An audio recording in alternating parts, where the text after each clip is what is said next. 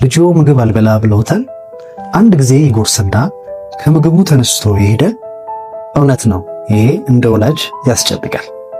ቀጥሎ ማሰብ ይጀምራሉ። ልጄ ታሞብኝ ይሆን? እንደ ሌሎች ልጆች ለምንድን ነው የማይበላው የሚል ሐሳብ ይገባውታል። ዛሬ በዚህ ቪዲዮ 5 ተግባራዊ ሊሆኑ የሚችሉ እንዲሁም በሳይንስ የተረጋገጡ የልጆች አፒታይትን የሚያስተካክሉ መፍትሄዎችን እነግሮታለሁ። በተለይ አራተኛው ብዙ ወላጅ ሳያውቅ በስህተት በየዕለቱ የሚያደርገው ተግባር ነው። ጤና ይስጥልኝ፣ ዶክተር ታዲዮስ የሕፃናት ሕክምና ስፔሻሊስት። ወላጆች በመጀመሪያ አንድ መሰረታዊ ነገር መረዳት ያስፈልጋል። የልጆች አፒታይት በየቀኑ ተመሳሳይ አይሆንም። ይህንን አስምራችሁ ያዙልኝ። አንዳንድ ሕፃናት በተፈጥሮ አነስ ያለ አፒታይት ሊኖራቸው ይችላል። ሌላኛው ልጆች 1 ዓመት ከሞላቸው በኋላ እንደ ቀድሞ ያላቸው እድገት ፈጣን ስላልሆነ አፒታይታቸውም እንደ ቀድሞ ላይሆን ይችላል፣ ሊቀንስ ይችላል። ስለሆነ ቀጥታ ወደ መፍትሄዎቹ እንሂድ። በጉልበት አይመግቡ። ይሄ ምናልባት በጣም ጠቃሚ መፍትሄ ነው። ልጆን ለመመገብ ጉልበት በተጠቀሙ ቁጥር ሕፃኑ ምግቡን ይበልጥ እየጠላው ይሄዳል።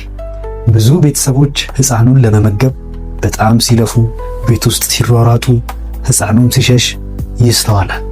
አንዳንድ ጊዜ ደግሞ ሲቸግር ሕፃኑ ምግብ እንዲበላ ስልክ ወይም ቲቪ ይከፈታል። ነገር ግን ምግብ በፍጹም ጦርነት መሆን የለበትም። ልጆች በምግብ ሰዓት ጫና እንዳለው ከተሰማቸው ለአእምሯቸው የሚሰጠው ሲግናል ምግብ ማለት ጉልበት፣ ጭንቀት እንደሆነ ነው።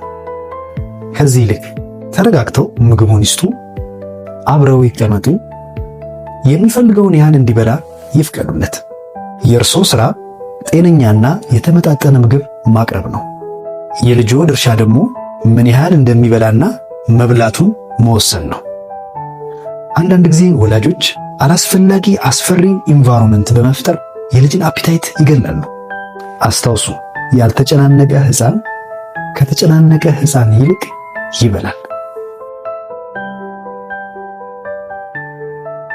አላስፈላጊ ምግቦች ይቀንሱ። ብዙ ልጆች የእውነት ለመናገር ደካማ ተመጋቢ ሆኖ ሳይሆን በቃ ሆዳቸው ሞልቶ ነው። እስኪ ያስቡት፣ ቺፕስ፣ ብስኩት፣ ቸኮሌት፣ የለስላሳ መጠጦች፣ እነዚህን ሁሉ የወሰደ ልጅ እንዴት በድንገት ተነስቶ አፒታይት እንዲኖረውና ምግብ እንዲበላ እንጠብቃለን?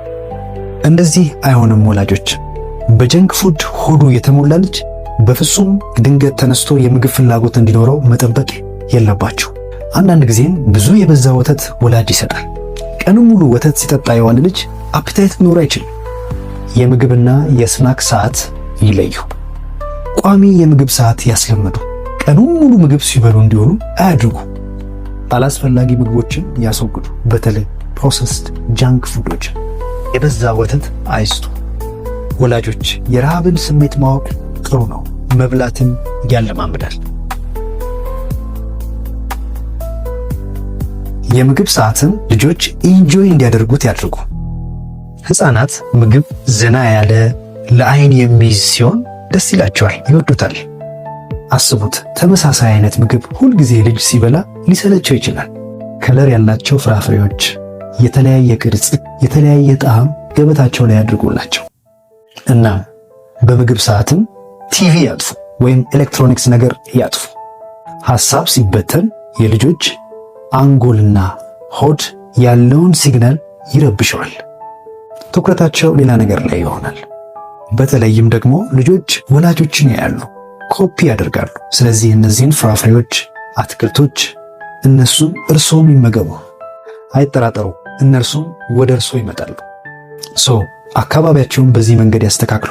አንዳንዴ መፍትሄው የሚዋጥ መድኃኒት ሳይሆን አካባቢን ማስተካከል ሊሆን ይችላል። የተደበቁ የሕክምና ችግሮች።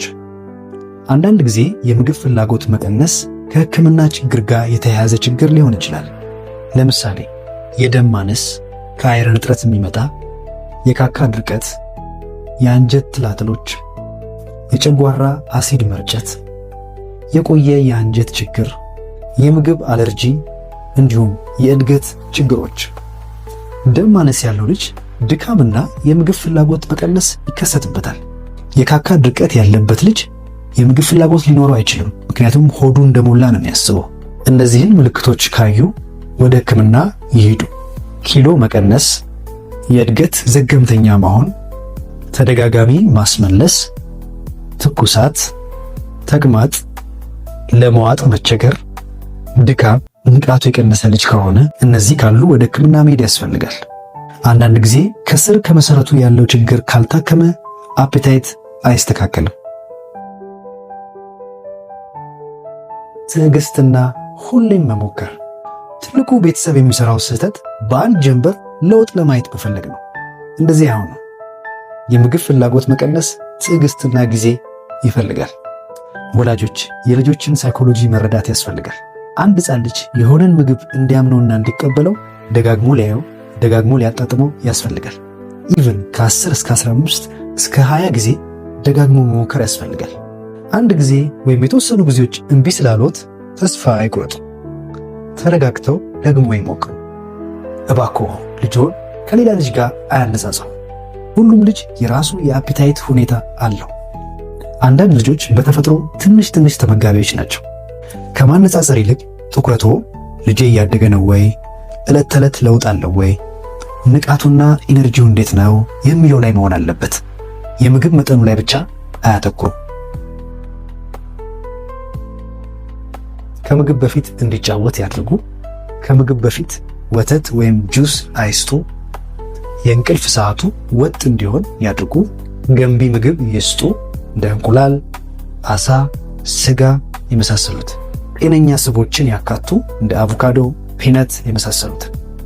እንቅልፉ የተዛባ፣ ድካም ያለው፣ ብዙ የማይጫወት ልጅ አፒታይቱ እንዲጨምር አይጠብቁ። ኦኬ ወላጆች፣ ማጠቃለያ የምግብ ፍላጎት ማጣት በትዕግስትና በጤነኛ ልምምዶች ይስተካከላል። የትኛውን መፍትሄ ወደውታል? እስቲ ኮሜንት ላይ ይጻፉልኝ። ቪዲዮውን ከወደዱት ላይክ፣ ሼር፣ ሰብስክራይብ ማድረግ እንዳይረሱ። ለሌሎች ቤተሰቦችም ሊጠቅም ስለሚችል ያጋሩ።